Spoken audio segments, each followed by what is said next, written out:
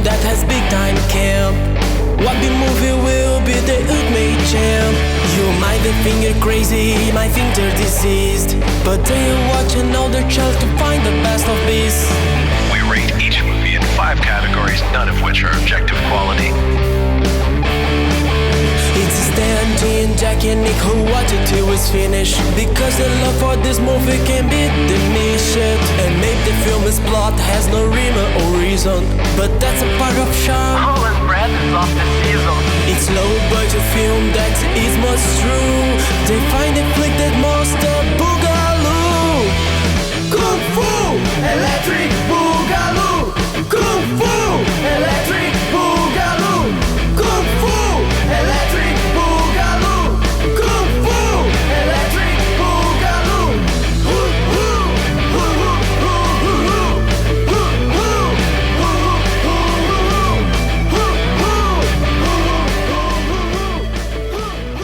Yak Mala! Yak Mala!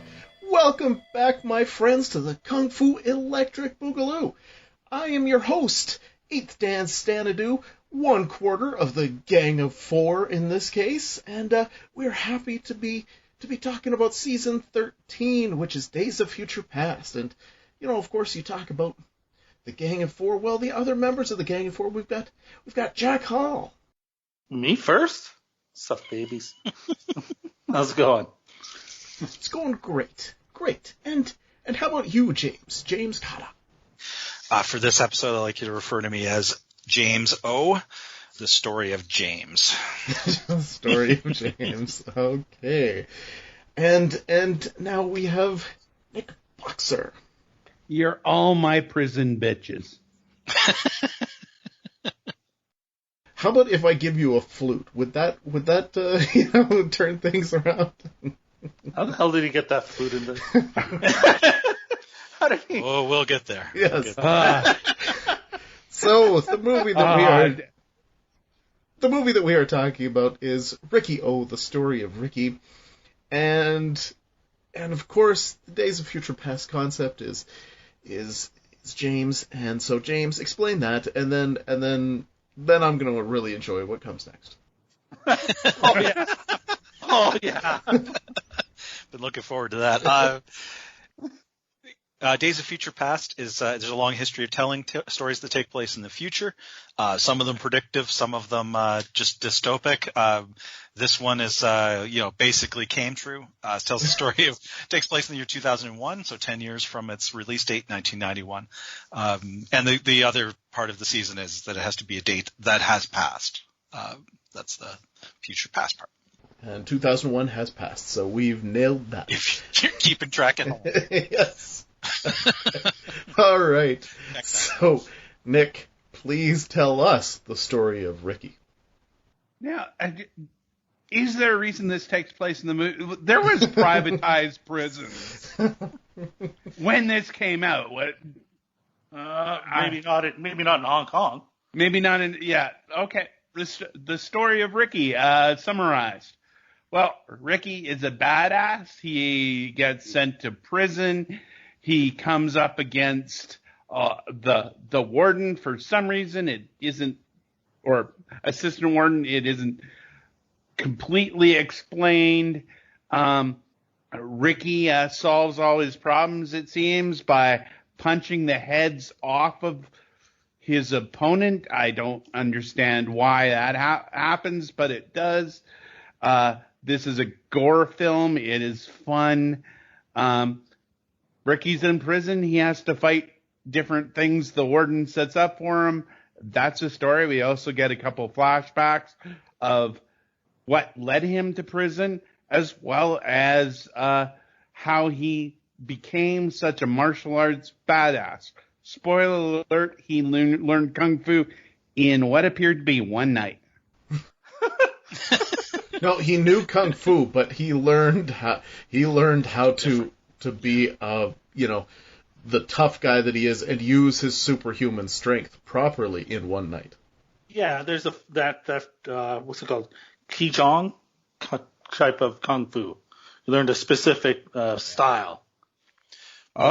Mostly by inflicting property damage on a graveyard. Mm-hmm. Yeah. Yeah, I mean, if All you of the want a training was smashing deep, tombstones. complex story, this movie is not for you. No. I mean, this is based on a Japanese manga. So, and I looked up the manga online. So, I mean, basically, this is, I don't know how many issues of the manga. Like, normally, like if you look at like most superhero stories, like, it'll be like 3 issues if they've adapted it into a movie. You know, this will be like 3 issues or something like that, or condensed. I was going with 5 pages. 5, yeah, exactly. But this one, it's for instance, the first scene where the guy in the shower fights him, like that's the entire first comic. Like it's the lead up from the beginning to, and it's pretty faithful. It's the lead up from the beginning of him entering the prison to where the guy attacks him in the shower scene. That's the entire first comic. And in this, I think that's like the first 6 minutes, like, or 8 minutes or something like that. Like it's right away, right? So it's just, the reason it makes no sense is because they're just taking the basic stories of what happened in a 24-page comic and condensing it into tiny little chunks and just constantly throwing them together and leaving out all the other stuff that would build a story or characterization or anything. So it keeps it moving though.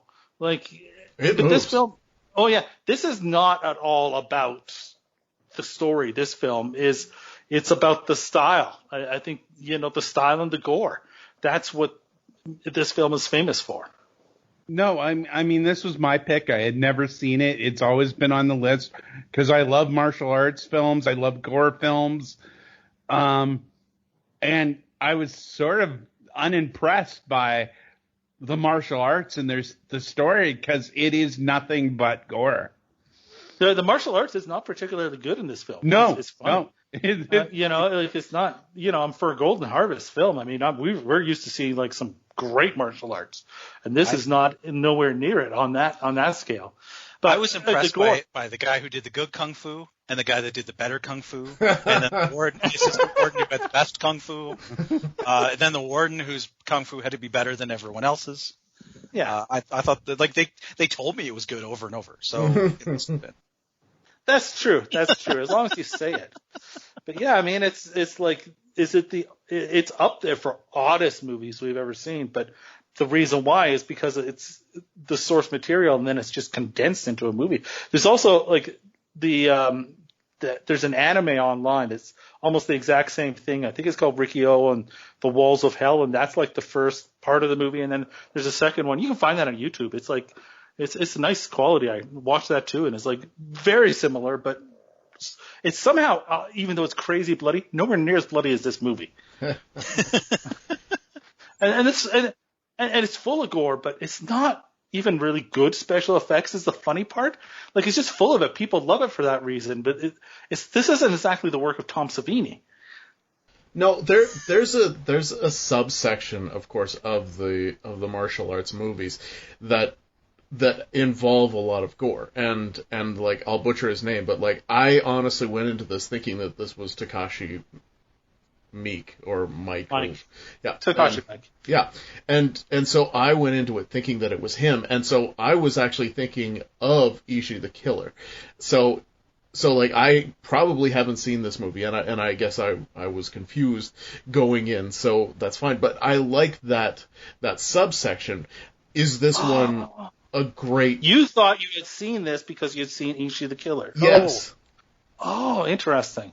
And so I also thought it was Takashi Mike, though, by the way. Yeah, and so there's that whole thing where it's just like, I'm not actually sure that I've seen this movie, and I was thinking like, oh, why are we choosing Riki-Oh? This movie's just really good, and any craziness that comes of it is just largely because of it being in the anime and stuff like that, and so in the manga, and it's just like, well, wait, I mean, even though it is, the way this movie portrays the crazy, it's still fucking crazy. Oh yeah, this film is absolutely a good Boogaloo choice.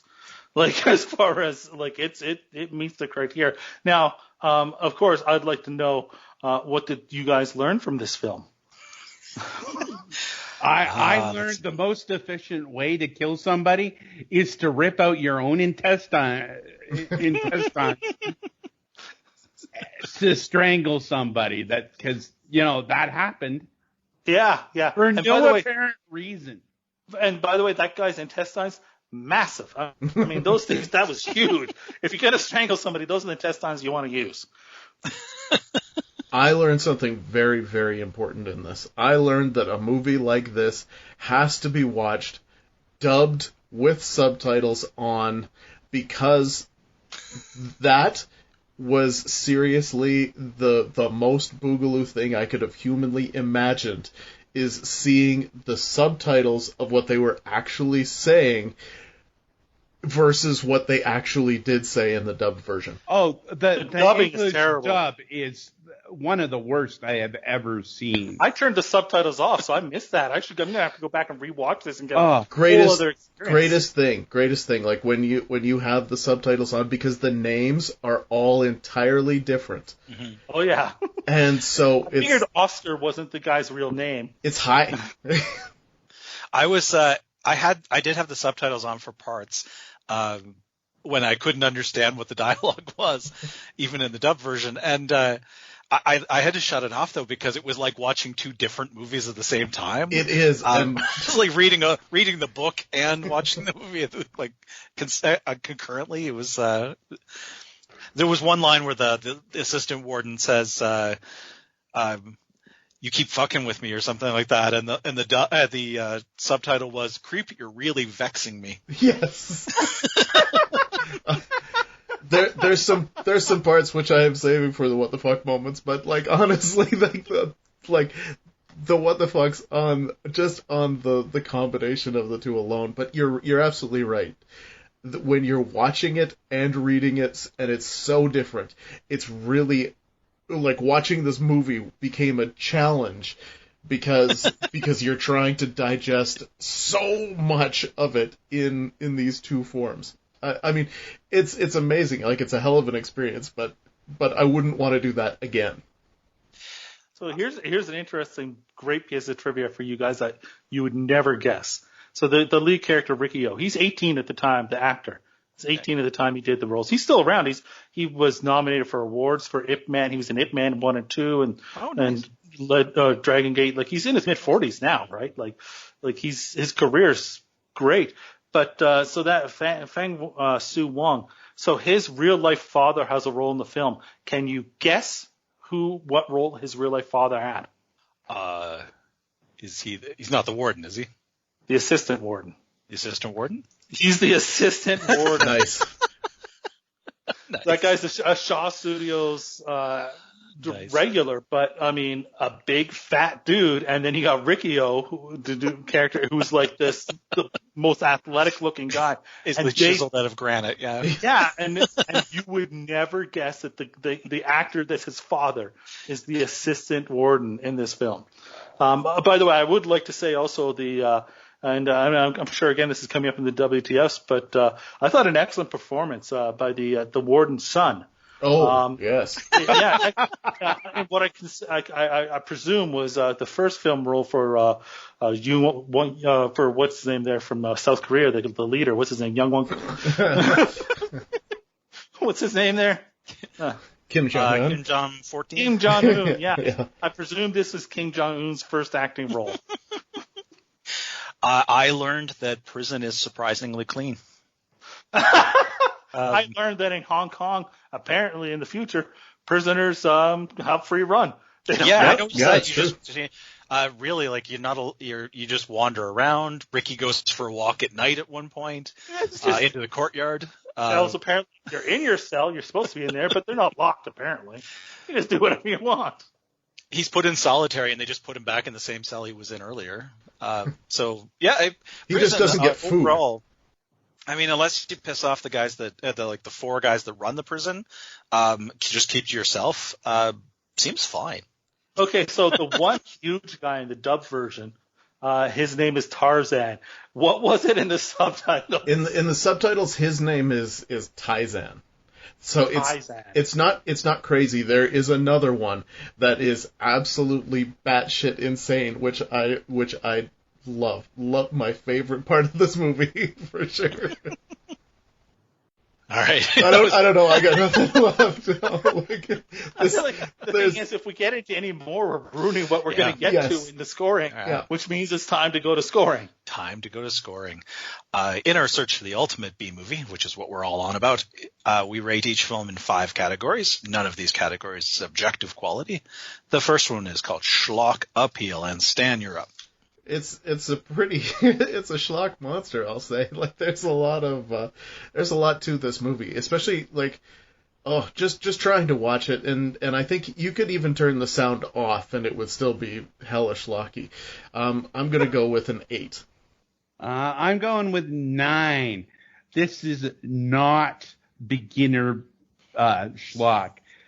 If a civilian was to happen upon this movie, I think it would be a fatal blow. So since Turner Classic Movies has shown this, I bet civilians have accidentally stumbled on this and had that experience.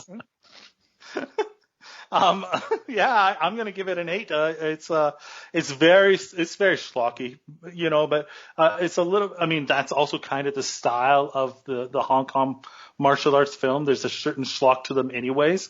But it's strong. So that's the trouble with all with when you're doing a foreign film of this nature, is are you judging it by what it is to you, or are you judging it by what it is to them? So I'm not sure how schlocky it is to them, but to me, it absolutely there's a ton of schlock, and I'm only giving it an 8. I'd give it higher if I enjoyed it more. I just only mildly enjoyed the film. So yeah, I mean, 8 is a really good score for this. I think this movie is basically like a kung fu bad taste. I think it has almost all the elements I look for, so I'm going to give it almost a full score, 9 for me. More heart than budget, and we have no idea what the budget was. No, but it's a Golden Harvest film, right? And Golden Harvest, that's the biggest, most powerful studio in the history of Hong Kong cinema. So it's by their nature, their films are obviously lower budget than what we see in Hollywood films, significantly. But as far as a Hong Kong film, it's probably a medium level budget, medium to high, I would guess. But see, that's the interesting thing, right? Because you look at this and you think about the fact that 90% of it takes place in a prison. So I mean, the sets are already pretty much existing, and then we talked earlier about the concept of how a lot of the special effects just weren't that good. I mean, there's tons of times when you can see the wires and you can see all these things that didn't get removed and are like silly ways of doing things, and Lord knows the end. But so I don't know that I can go really high. I mean, I think that the performances were good and over the top and stuff, but it's just a 5. Yeah, they knew what they were making, and nobody cared. This is what you get when you don't have any rehearsals, and don't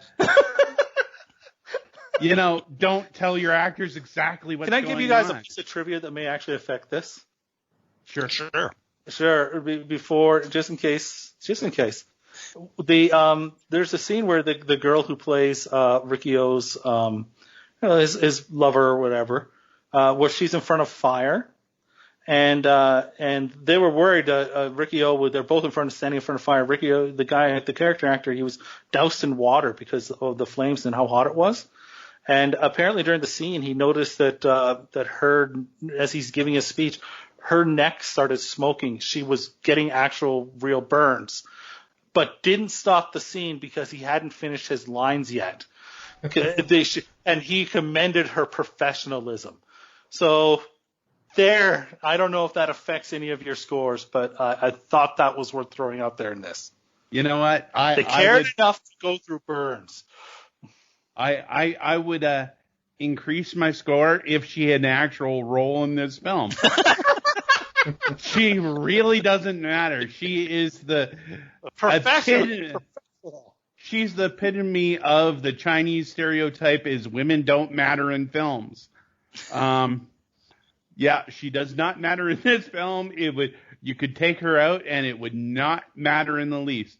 So how can you say that though? China, they have used women as in strong roles as like leaders since Come Drink with Me, and Michelle Yeoh. No. Sorry, There is a tradition of women being ignored. There is the opposite as well, but it's the exception, not the rule. Okay, all right. That's a whole other debate we better not get into. So, please, what was your 3? 3? Oh my God.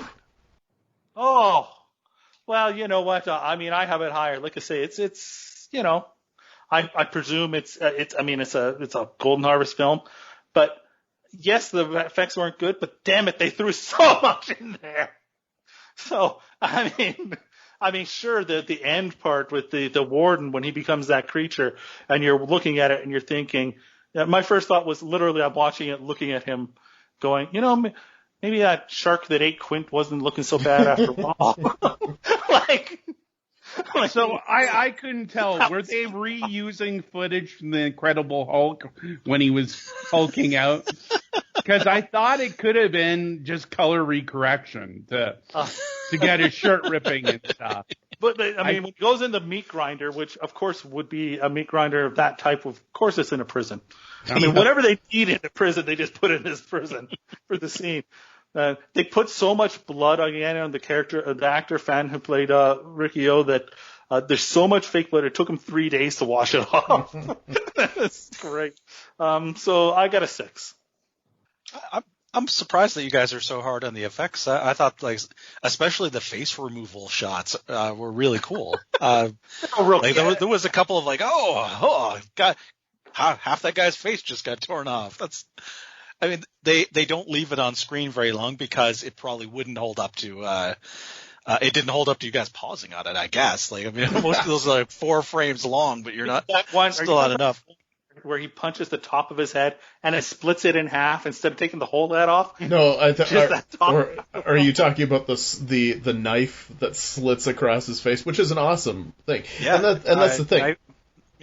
There is a lot of those kind of things I think are great. There's some that are really awful. It's just just a mix. One where it's split in half and it rolls on the floor. They did bother to put a real pig's brain in to that shot. Also, a guy that gets his nose taken off by a wood planer. That's pretty cool. So 7 for me on this. What the fuck moments? There's a few in here. So, you could say that. So, oh boy. So right off the bat, you've got the gang coming in to talk to the old guy or to be a jerk to the old guy for no reason whatsoever in the movie. I love the fact that there's so many things that just magically pop up. So the old guy has a little wooden train, and in both I think they call it a car, which is just what? But the one guy gets tripped, and there's a spiked piece of wood that is just on the floor in the bathroom for no reason whatsoever. Nails in it, yeah. And it's just or of course then the magical wood planer that shows up to take the guy's nose off, where it's just apparently in his loose fitting prison garb. Don't forget to mention the guy lands straight forward into that nail, which was about 1.5 inches. Oh, and it goes right through his eye. Yes. And he survives. So he survives. That doesn't kill him. So then afterwards, they decide to call out the big guns, and they call in Zorro. And Zorro, of course, is a big fat sumo wrestler looking guy. Now, here is my favorite part, because in the subtitles, Zorro's name is Silly Lung. Oh, man. And I'm like, what? Who the hell is what? I thought that was fantastic. Later on in the movie, when he talks about playing the flute, in the subtitles, it's just it says, I played the trumpet in school. And I'm like, on screen, that's a fucking flute. There's no, at no point. one of my favorite parts as well is the assistant warden with the fake eye when he pops it out and shakes out some mints from his fake eye. And then that becomes a running gag. Throughout the movie. Yeah. Yes. I couldn't figure out what he had, because at one point he drops them too. Yep. Oh, drops yeah. the eye. And is it mints? It is mints, yes. Yes. Would you like a mint? I assumed it was like some sort of, because I mean, the whole point of this movie is Riki-Oh sticking around, as he could probably escape whenever he wanted to. But he's sticking around because he figures something's weird, and it turns out they're growing opium. And so I figured that some sort of opium thing, but you're saying it's a real mint. It's just mints, yeah, because at some point he offers somebody, would you like some mints? And I think maybe that might have been in the subtitles. He also has a line later in the film that he said, "Those are some bad mints." Yes, that's right. Of course, the pulling your guts out to choke someone is fantastic. I love the fact that Riki is the toughest man alive, but also, subtle enough to blow leaves and create a whistle. I mean, that whole moment, with the flute and giving it to the guy, and that scene is just so out of place in the movie. I love when the warden's coming back and everybody is just asleep because the warden is taking so long to get back. It was just so weird. The warden's kid, of course, is just completely unnecessary, but damn, what an addition, because it's so incredibly strange.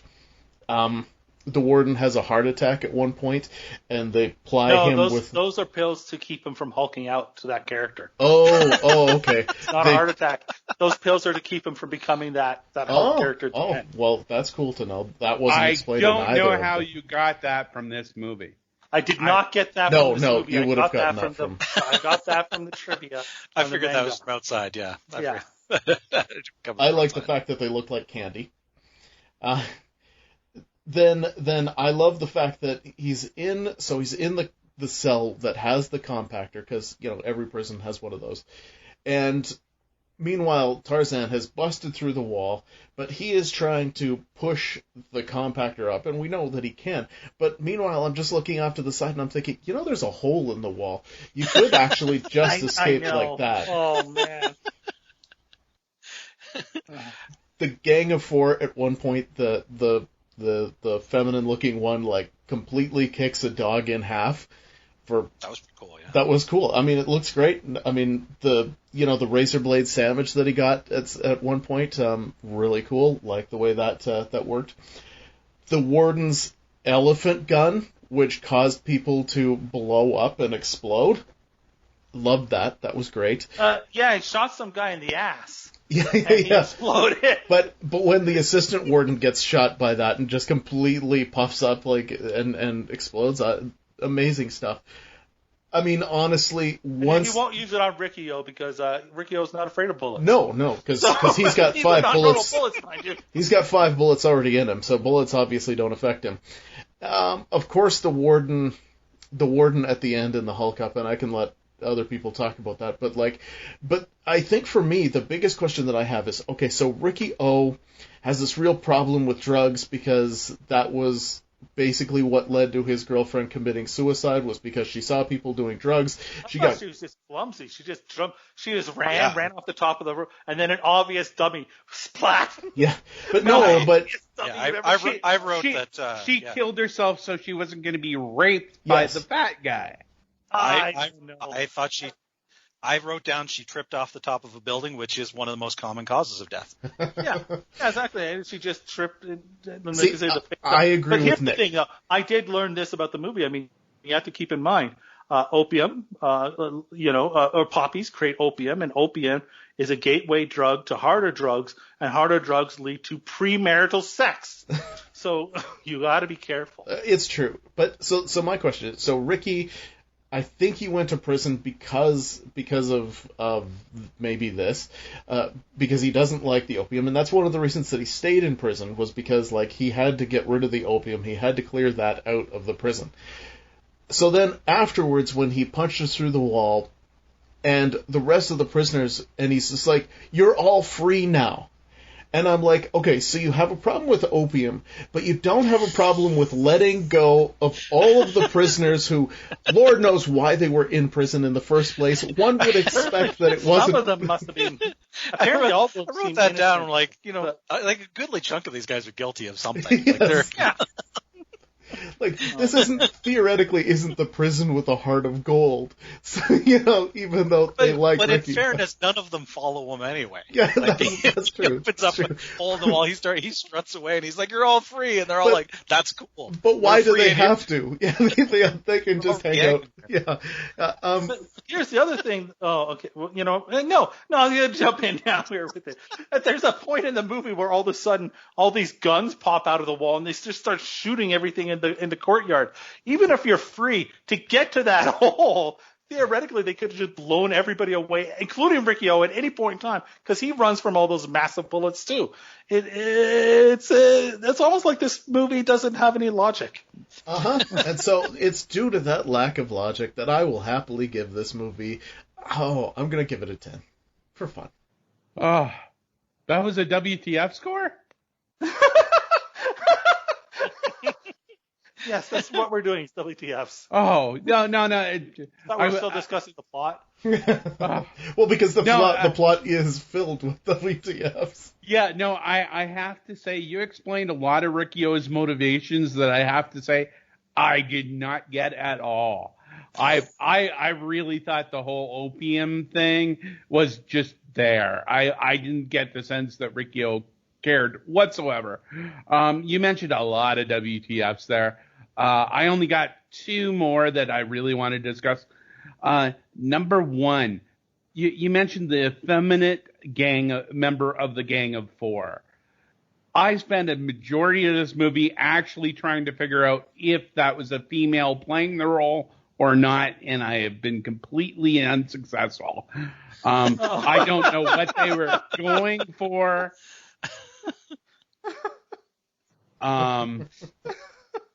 I don't know if they were like, if it was some sort of gay stereotype or what was the thought behind it. I have no idea. Sorry, I got two more after this. The montage that included Riki-Oh flying the remote control airplanes with his girlfriend. At one point in this montage, they forget about the planes completely and put down the controls. They are in the air. Those things are not easy to fly. Would have crashed immediately. Yet they seem to just sort of jostle back and forth the controls and didn't make any sense. And lastly, in the last big climatic scene, they need a way to get a couple of the prisoners out of the kitchen. They jump into these little boxes on the side of the wall for no apparent reason and close the door, and they're gone from the scene. Does anyone know were those dumbwaiters or? That's kind of my guess. Yeah. They have buttons on the side like an elevator. Yeah, so exactly. Hey kid, it would be exciting if you push this button. Yeah, I thought that was a little bit strange to, not introduced into the movie in some way, yet have it featured in such a big role. Did you watch this movie then? That's all. Yeah, because I that's was all this wondering, movie did was introduce things. The opium thing. The opium thing was the only thing they hammered into your head like multiple times. And no, it was there. I just didn't think Ricky even really gave too much of a damn about it. He was the fact that that's the only thing they hammered into your head is that he cared. He set it on fire. He kept on going, it's opium, you're doing opium. He multiple scenes where he was doing that. Yeah. And I also found it really very entertaining that the assistant warden's office had VHS copies of porn plastered all over the wall instead of like library books like you'd expect. That's true. In a warden's office. And it takes forever to find a TV in the room. Like, there is a bank of TVs on a wall, but there's next to no shots that actually show it. So for the longest time, I was thinking, so he's got a bunch of VHS porn, but he's got no way to watch it. What the hell? Sometimes And he collecting feels is the just need about to having. display his porn collection. Well, it is a Well, prison. if you're a collector, though, I mean, you want to display that. You want to show that off. It's quite an impressive collection. Oh, yeah. And you know if they're from anyway, no, I won't go there. But on a whole, you can pick any given scene in this movie, and there is stuff that just does not make sense that you could spend years thinking about. So, yeah, 9. Yeah, there literally is a WTF in every scene, isn't there? I mean, jeez. Sometimes the WTFs are actually WTF on top of a WTF, which I wasn't sure that we could find, but they managed. They managed to do it. Yeah, no, it's damned impressive. That actress who played Huang Chong, that is a female, by the way, is Yukara Oshima. Was she meant to be a female in the movie? No, she played a male. Okay. She played a male, but that is a female actress. So yeah, man, I don't think, the thing is, we've talked about so many of these already because they're just like, okay, so this, I don't know where to go with this. There's so damn many. You can't, the intestines, you have to see the intestine strangling to understand it. And the best part of it, though, is he cuts himself. And Riki-Oh then goes, no, don't kill yourself, because he's committing, suicide because he's losing the fight. And then he goes, no, it's to, you'll die too. And he rips out his intestines and he wraps it around Riki-Oh's throat. And the assistant warden, he says to him, oh, Oscar, you got a lot of guts. That. I chalked that one up just to a weird translation. I don't know if that's actually in the real movie. That was a clear joke. I thought that was but it was just a WTF thing. It's just this whole movie. There's this scene. Okay, so like I say, we talked about the guy landing, with his face his eye in the spike thing, but that's because he was beating up some old guy him and his thugs were beating up some old guy, who's about to go on parole, but who can't get parole unless this guy says so, because he's one of the major, he's not one of the top 4, but he's a major influence in the prison, even though he's a prisoner. So he can influence whether or not this man who's essentially innocent and just wants to get out and see his kid. And so he has this little toy he's made for his kid. Of course, the man's like 65, which makes you wonder how old his kid is. But he's made this toy for this kid, and this gang beats him up, smashes this toy over his head. So Riki-Oh trips the guy on as he's the gang that beats him up as he's leaving, and that's when he gets his face cut in there. Then they kill this guy. They blame him for this, and they kill him. And they say it's a suicide, that he hangs himself. This old man. Now Riki-Oh's really upset. So as he's leaving. And he's outside in the rain, and they're carrying him out in the rain. He's still got his handcuffs on for some reason. And Riki-Oh then takes out the exact same toy that was smashed in a few minutes ago. Riki-Oh, by the way, has been in the prison at this point for about 12 hours. He takes this toy and puts it in with this man that he's apparently remade this man, and he's super upset that this guy's being obviously killed. And again, he's been in there for 12 hours. He doesn't even know this guy. He couldn't ever even had a conversation with him. And his reaction to this is to stand in the rain and do martial arts really shitty. That's his reaction to the he just starts jumping up and doing kicks that no martial artists will actually do, and throwing his hands out, and he looks completely uncoordinated, and it goes on and on. And I call that angry rain kata. The angry rain kata. I don't know what's going on. And that's just this movie in a nutshell. 9. 9, you say. All right. I gotta say, we've mentioned a bunch of them over the episode here, but the amount of things that just randomly appear in this prison, including a giant razor sword, like a serrated sword that one guy just has. There's crap all over the place. Just periodically stuff comes out of nowhere. We go back to that razor sword because one of the prisoners like after Riki-Oh kills the guy that kills the old man, because it ties in here. One of the other prisoners that's part of the thugs that killed the old man, the other prisoners want revenge on him, and they're all threatening him. But one prisoner is going to kill him, and so he takes out that big knife. And then the actual leader of the Gang of the Four, the North Wing, takes in and stops him because you can't have the death. So then the guy questions his leadership. So then the leader kills him because even though you can't have death, he questioned him, and he has the knife. Then the leader goes to the warden's office, where the warden gives him a knife and goes, "I give you permission to use this." And I'm going, but apparently it's not hard to get knives. He just had a knife that was much bigger and deadlier than that one, walking around with, that some other prisoner got. So what's the big deal about you giving him a knife? But in fairness to the death thing, the only person who's allowed to mete out vengeance in this is a member of the Gang of Four for each one. That's it.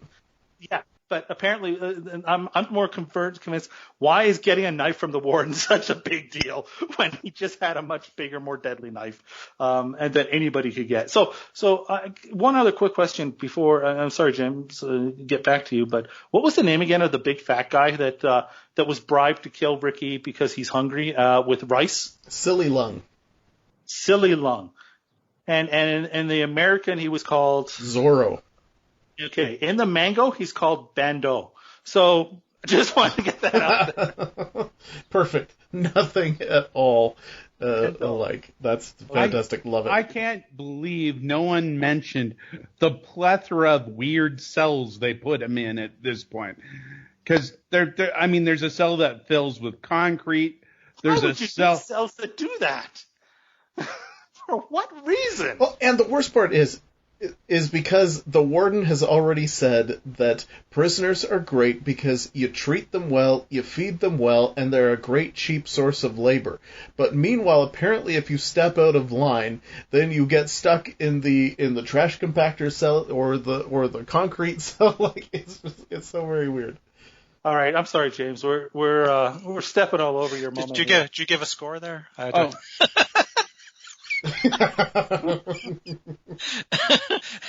Nick almost gave me one.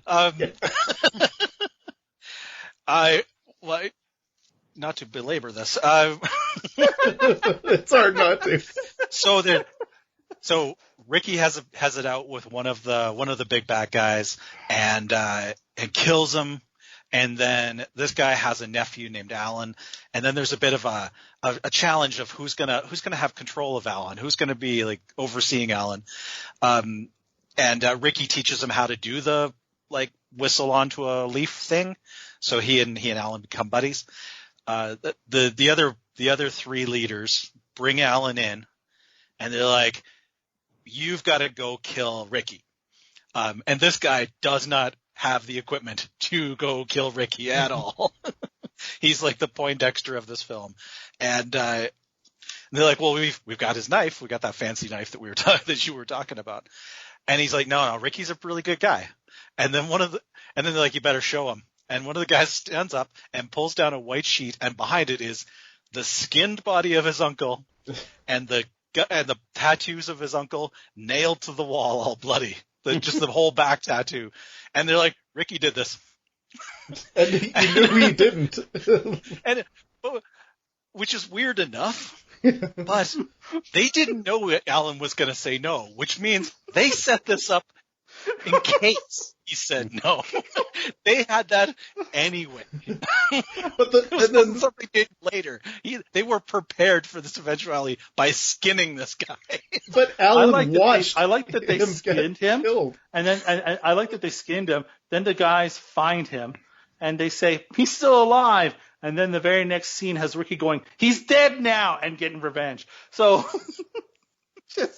just stuff happens. Yeah, and then he again says no, and then they skin Alan. So that's but they were already warmed up on the skinning. Yeah. 9 for once you skin one guy, you're like, I'm already set up. I've got the equipment here. I'm a pro. Pretty cool how they skinned the tattoo on the back, which was in the manga. That was nicely recreated. It was lovely. He's like, yeah, Ricky did that. You should be furious. All right, so 9 for me as well. If there's any moments left, memorable moments. For me, the memorable moments are the great effects. Like when they take the knife and split the bottom half of the guy's face, and you do just see the teeth. I absolutely love it when Ricky is punching Tarzan, and he punches through his jaw. And of course, Tarzan later on talks through a punch through jaw. Don't know how that happens, and then it's so amazing because, he punches his fist and Tarzan's fist just completely explodes. And so, all of those things are really memorable, and I really like the look of those. I also love the fact that in both versions, his name is Riki-Ho, but for whatever reason, the movie is Riki-Oh. So, not sure how that one works, but for me, now that I know that I've seen this, especially, the whole Gang 4 and all that, I'm going to give it a 7 because I think I'm going to remember it. Yeah, for the amount of quality special gore things, you'd think it would be more memorable. But on a whole, nothing has any consequence. It's just gore. I don't know if I think back on any particular well done scene I'm going to associate it with this movie later on. Because that's all this movie is. I don't think I can go higher than a 6. Ooh. I'm definitely higher than a 6. I got an 8 on this. These type of gore films, I tend to remember the gore very well. I don't know. It's like Lone Wolf and Cub. I saw it 25 years ago, and I totally remember the scenes of gore because they're just so wacky and out of there. And this film has that. And I just will not forget. I will not ever forget so many of these gore scenes, especially the dude going, I think, in the meat grinder and the intestine stuff. This film's stuck in my memory. I think they did a good job. And it made pop culture stuff. The part where there's one part where Tarzan just comes up and he just like squeezes some guy's head and it just explodes. Like, and that was used for years by Greg Kilborn on his TV show. So it's got some pop culture crossover. So I'm going to give it an 8. I think that I think it's gonna stick with me. It is that challenge of, is it the what the fucks that will stick with me, or the movie itself?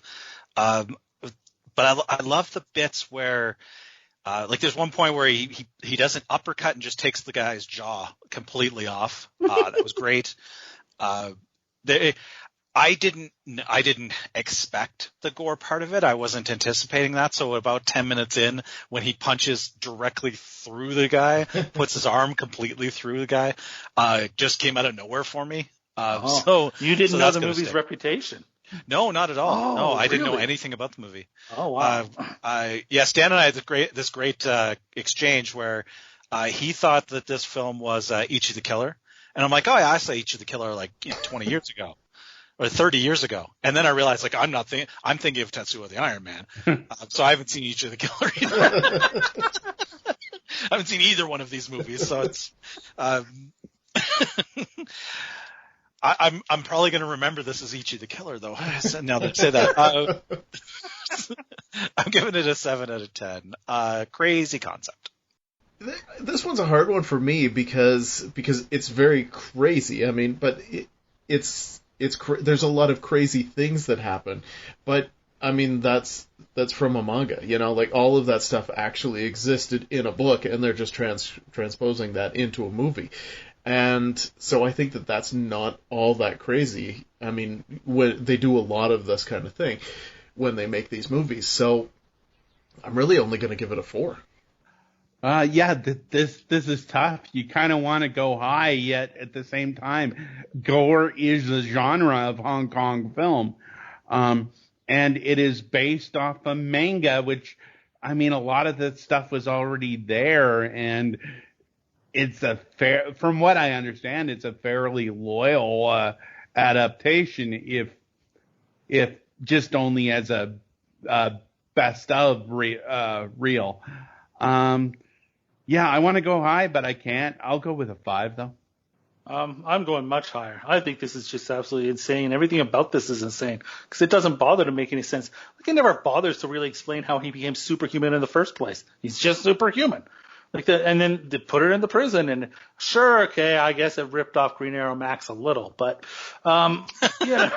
Yeah. 25 years before Exactly. Green Arrow Max existed. I know. Gutsy of them, huh? But no, I mean, I got a good, strong, let's go with 9. Oh. All right. I think all the stuff that you guys said, 5.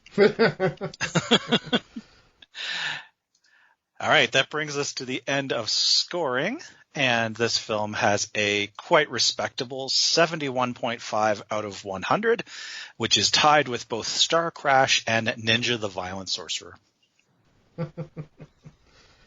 It's a very interesting movie. There's no question about it. I mean, it's chock full, but I do think that it is hurt by the fact that the story is really not like there. It's it's not there. It's not fulfilled in any way. Like they keep trying to introduce parts of story, but then they just forget about it and move on from there.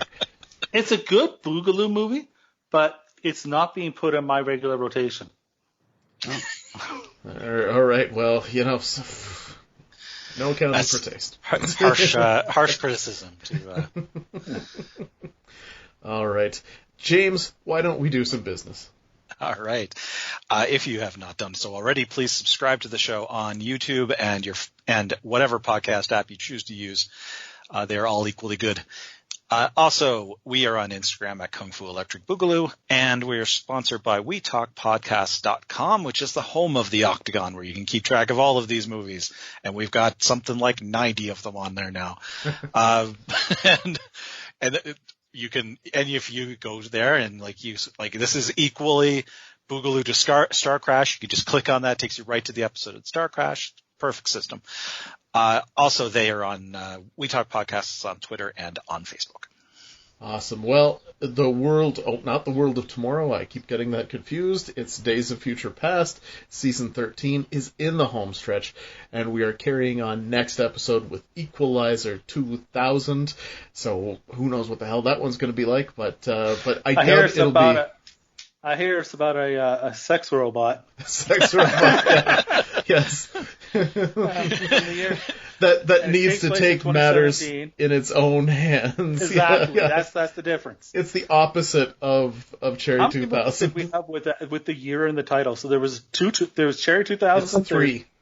3, and then there's the Texas Gladiators 2020 or whatever. Yeah. So, but 2 in actual year 2000. The year 2000, we had such high expectations. Oh, come on! I mean, that's everybody expects that, right? Everyone was like, by the year 21st century, man, can you imagine? Everybody will be able to fly by themselves and transport. It'll be like Star Trek. We don't have any of those movies though. No movie that takes place in 2000 involves people being able to fly on their own. It involves the world being hell. Six movies in, and the one thing that you can say about this season is, as far as trying to present a very futuristic world and a lot of special effects, they are doing their best to avoid having to go in that direction. Yes. All right. Equalizer 2000 is the name of a sex droid. Does it look like Edward Woodward? That's great. Oh, Jack is going out to buy that one. Getting an add-on for his fleshlight, the Edward Woodward add-on. All right, let's get out of this before we go too far. Boogaloo tie-in, the Equalizer TV show. First episode, the Equalizer's son is played by William Kafka. Of course, Karate Kid is Johnny, and more importantly to us, from Pit Fighter or whatever the movie was that we did the season 1. Shoot Fighter. Yeah, Star Shoot Fighter.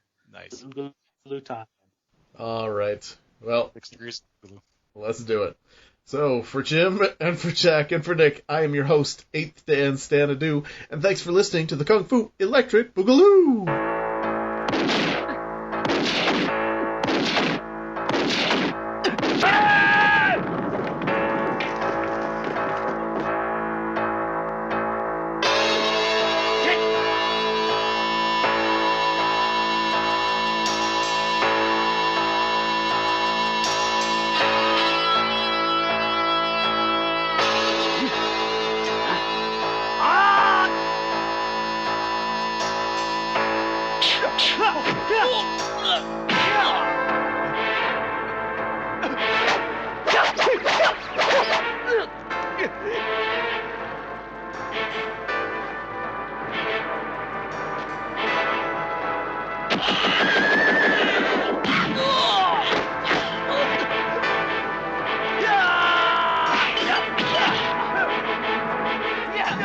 With a special power, born with the strength of 20 men.